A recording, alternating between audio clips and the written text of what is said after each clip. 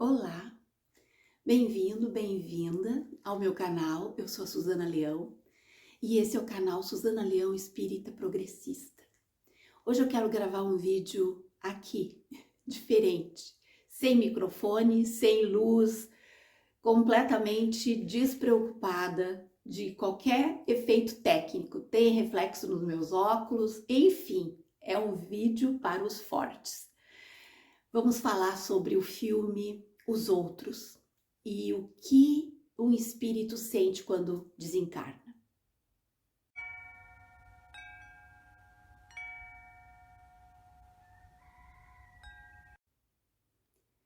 Queridos e queridas, como eu disse no início, eu sempre me preocupo em tentar fazer o vídeo o mais certinho possível.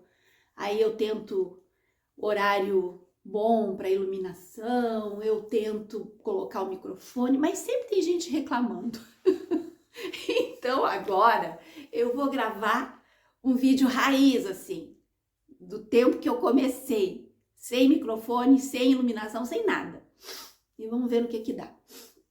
E realmente meus óculos têm um reflexo. Então é isso, é o que temos hoje. Queridos, eu quero comentar com vocês, quero fazer alguns vídeos a respeito de filmes que eu sugiro para vocês assistirem, porque são filmes muito bem embasados, muito bem montados, né? Inclusive esse filme que eu citei, que eu vou comentar, que é Os Outros, eu vou deixar o link, porque esse filme já está disponível, dá para assistir pelo YouTube, eu vou deixar nos comentários aqui do vídeo. Ele está categorizado como um filme de terror, tá? Mas não é um filme de terror. Tem um certo suspense, porque fala, né, do desencarne. Fala de espíritos. Então, tem muitas pessoas que acham que isso é terror. Mas vale muito a pena, gente, porque eles conseguiram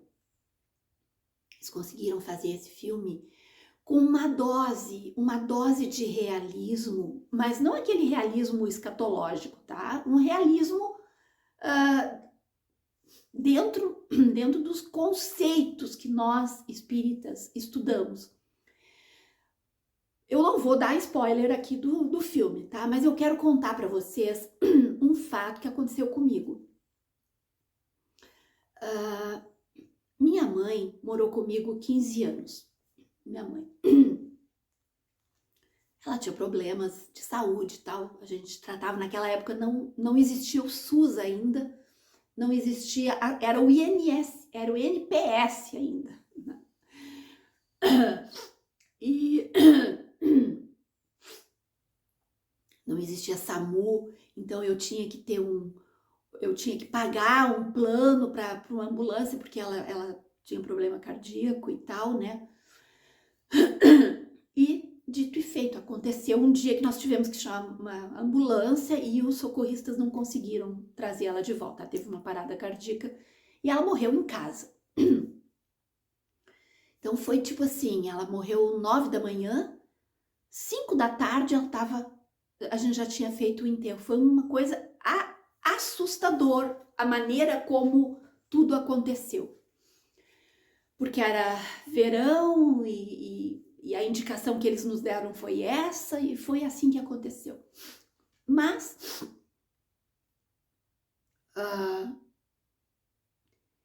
voltamos para casa, né? Naquele dia parecia um pesadelo. Tu pensa, tu acorda de manhã, tu tá com a tua mãe, daí ela tem uma parada cardíaca, final da tarde tá enterrada, de noite, né? Acabou. Aí voltamos para casa, foi aquela coisa do luto, aquela coisa muito, muito ruim. Aí nós começamos a sentir alguma coisa diferente em casa. O meu marido, olha a curiosidade, meu marido ele é ateu, mas ele é médium, ele não admite, né, mas eu que estudo isso, eu sei que ele tem um grau de mediunidade. ele começou a escutar barulhinhos na cozinha. Aqueles barulhinhos clássicos, assim, de xicrinha sendo colocada, louça sendo mexida. E aí isso foi indo e foi sendo meio insistente. Como eu trabalhava naquela época no centro espírita ainda, isso foi em 2004, eu ainda trabalhava no centro espírita, eu ainda ajudava nos trabalhos de desobsessão, eu ainda fazia muita palestra no centro espírita. Aí o que aconteceu? Eu fui no centro espírita e pedi ajuda, eu disse, olha, alguma coisa está acontecendo. Minha mãe faleceu, nós estamos ouvindo barulhos em casa, o meu marido ouve, eu não ouço. E eu só sentia uma coisa diferente em casa, um clima, assim, uma percepção. E fizemos lá um trabalho e tal, e eu participei, né? Eu era a pessoa a ser atendida. Aí, depois eles me contaram, né? Fizeram todo. A minha mãe estava lá na minha casa. A minha mãe não tinha a percepção que ela tinha falecido. Ela caminhava pela casa e ela dizia, eles não falam comigo, por que vocês não estão falando comigo? Gente, olha o drama que é. Claro que nós não falávamos com ela, porque ela estava desencarnada, não tinha nenhum clarividente ali em casa para vê-la, né? E aí, daí o médium trouxe, né? A minha mãe falou. Gente, às vezes eu uso o termo incorporar, e tem gente que vem me criticar, é que aqui no Rio Grande do Sul, nos centros espíritas kardecistas, todos os médiuns usam esse termo, tá bom? Então, vamos se acalmar, tá? Eu tô falando aqui do Rio Grande do Sul, então entendam, né? O Brasil é muito grande e os termos, eles são assim, né? É psicofonia, né? Dentro do livro lá dos médiuns, Kardec catalogou como psicofonia. Então, se eu usar o termo, por favor, né? Não fiquem tipo assim o periquito acusador lá. Ah, ela usou o termo. Por favor, vamos afrouxar um pouco, tá? Eu já tô aqui sentado na rede que é para poder afrouxar um pouco. Então, a médium falou, né? Como tivesse incorporado a minha mãe, através da mediunidade da psicofonia, ela falou, ai, e chorando, eles não me olham, eles não falam comigo. E era minha mãe falando. Eles não falam comigo, o que está acontecendo? O que eu fiz? E aí conversaram com ela e tal, aí ela já viu o espírito de uma pessoa amiga ali, eu não sei quem, algum espírito protetor dela chegou ali, conversou com ela, dela chorou e tal. Aí ela foi levada por aquele espírito amigo, que eu não me lembro exatamente quem era, se era a mãe dela, ou eu não me lembro, minha avó, né? Eu não me lembro quem foi, tá? Mas o que ficou muito gravado na minha cabeça foi isso. Foi que o drama dela de estar desencarnada, sem ter a consciência de que estava desencarnada, ficou ali em casa, né? O corpo físico morto foi levado embora, foi feito, foi velado, foi feito enterro, foi feito tudo, mas o espírito dela estava ali. Ela não tinha a consciência de que tinha desencarnado. Aí foi todo feito um trabalho, nós ficamos um mês inteiro fazendo aquele processo ali de mandar, né, boas energias para ela, fazer irradiação e tal. A princípio, aquilo foi resolvido. Depois, passou muito mais tempo, eu tive de novo notícias dela, que ela estava bem, que ela estava...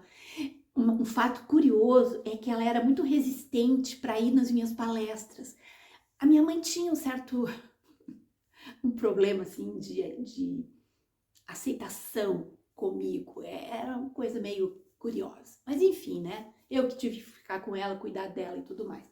Então eu convidava para ir assistir palestra, ela era muito resistente. Ela não gostava de assistir palestra. Aí, um dia, eu lá indo fazer a minha palestra, uma das médiums da casa, clarividente, veio me falar: tu viu quem tava ali assistindo a tua palestra? Daí eu disse: não, quem?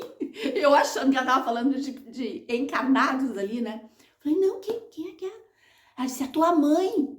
A tua mãe tava sentadinha bem na frente com uma outra pessoa, um outro espírito, que provavelmente é aquele espírito, né, guia dela, protetor dela, que veio ajudá-la. Tava ali assistindo a minha palestra, eu pensei: gente, que coisa mais querida. Enfim, né, gente, coisas que a gente passa. Então, eu trouxe esse pequeno detalhe, né, para vocês perceberem que as experiências são particulares. Não existe nada que seja assim: ó, gente, todo mundo vai passar por isso. Tipo assim, ó, vai ver a luz no fim do túnel, vai caminhar para a luz, vai. Não, gente, não é assim que funciona. Cada espírito vai experienciar o seu desencarne de uma forma. E ó, o desencarne da minha mãe foi bastante traumático, porque os socorristas tiveram que dar aqueles choques, né, aquelas coisas, tiveram que fazer uma traqueotomia dela ali na minha casa para poder, enfim, foi muito traumático, mas não passou nada pro espírito, nada, tanto é que o espírito nem se deu conta que tinha desencarnado, né? Então é importante a gente conversar muito a respeito desses fatos todos, dessas coisas todas, que cada um de nós tem uma experiência. Inclusive, coloque aqui nos comentários se vocês têm algum caso parecido, porque, gente, conversando, e eu acho que esse nosso canal, ele é uma fonte inesgotável de aprendizado mútuo, porque eu aprendo muito com vocês também. E os comentários são maravilhosos, porque todas as outras pessoas acabam lendo e se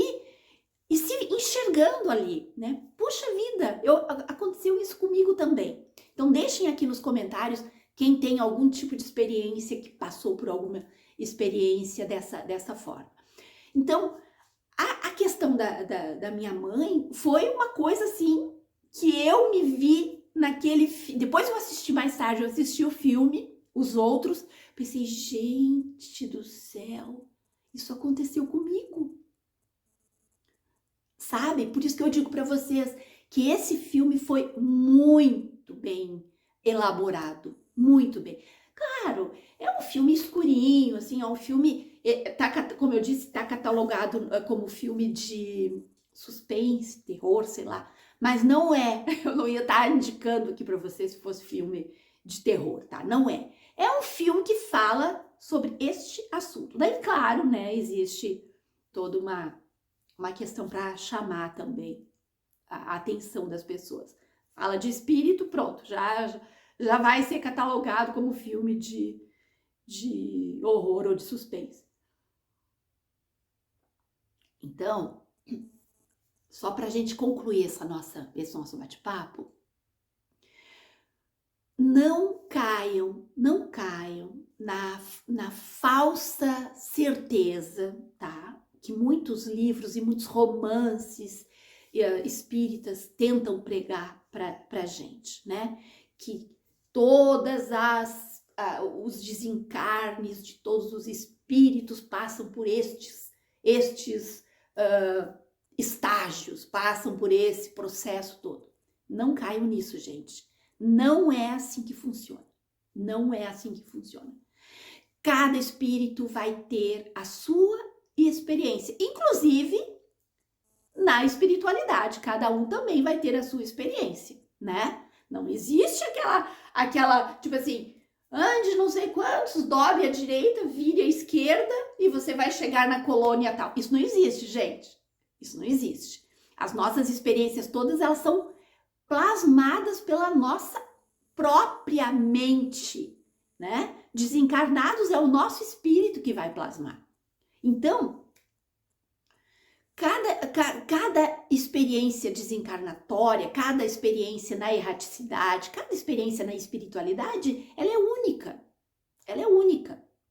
Tipo, quando a minha mãe foi socorrida por um espírito amigo, nós não sabemos para onde ela foi. Nós não sabemos. Ela foi para a espiritualidade. Foi se encontrar com outros espíritos, foi receber algum tipo de tratamento espiritual. Entende? Não foi dito ali no grupo, ó, ela tá lá na colônia tal. Não. Então, os livros, encarem os romances como romances. É uma ficção de um determinado espírito. Não é uma ficção do espírito. É uma experiência de um determinado espírito, né? Mas não é a nossa experiência, é a experiência dele. Né? Talvez um outro espírito possa compactuar com isso, com essa experiência, mas 99% das outras experiências vão ser diferentes. Vão ser diferentes. Então, é importante, sabe? Essa nossa capacidade de entender, né? A complexidade da nossa individualidade. Somos únicos, somos individuais e cada um de nós, quando desencarnar, vai ter a sua experiência. E essa experiência, ela não é uma experiência necessariamente num poço de luz, numa rua de luz, com espíritos iluminados em volta. Não! Ela pode ser como foi a da minha mãe. Ela ficou em casa. Ela ficou em casa. E ficou triste porque ela conversava com as pessoas e as pessoas não respondiam. Eu só sentia, eu percebia que tinha alguma coisa estranha no ambiente. Percebia uma coisa. E o Fabiano, meu marido, começou a dizer, tem barulho lá na cozinha, tem barulho de louça na cozinha, tem coisa sendo posta na pia da cozinha. Tipo, sabe? Colocar xicrinhas, era minha mãe fazendo café, ou, né? Supostamente, porque o espírito, ele cria, ela não poderia pegar uma xícara. Ela não poderia. Em alguns casos, se houvesse fenômeno de efeitos físicos ali, talvez a gente visse coisas caindo no chão, mas isso não aconteceu. Então, ali não estava acontecendo efeitos mediúnicos, fenômenos mediúnicos de efeitos físicos. Não era. Era de efeito auditivo, né? Então, ela criava. Ela estava ali com a sua xicrinha plasmada, mas que criava o som. Daí a gente chegava na cozinha e não tinha xícara nenhuma na pia. Era o som que ela própria criava, plasmando as coisinhas, mexendo nas coisinhas. Então, olha o fantástico que é, gente. Olha como é incrível a possibilidade que um espírito tem, né? E não precisa nem ser espírito iluminado, ser espírito de luz para fazer essas pequenas coisas. Então vocês imaginem a capacidade que nós temos de plasmar o local. Esses lugares assim improvisados. Estou até me batendo toda aqui. De plasmar o local que nós vamos visualizar, que nós vamos estar, que nós vamos ver. Entende? Então, quando eu digo para vocês que as colônias espirituais, elas não existem nesse formato que os livros tentam nos vender, que todo mundo vai lá e vê, isso não é assim, gente. Não é assim. Cada espírito vai ter condições de criar em conjunto, muitas vezes é um grupo de espíritos afins, vão criar, vão. Eu sei dizer que ela está muito bem, que ela já mandou vários recados, assim, né? Mensagens, que ela tá muito bem, que ela tá muito bem. Ou seja, ela conseguiu superar tudo, conseguiu passar por tudo, desencarnou, foi um momento bizarro que aconteceu, foi triste para ela, porque ela ficou muitos dias naquele sofrimento de querer conversar com as pessoas e achar que estava sendo desprezada.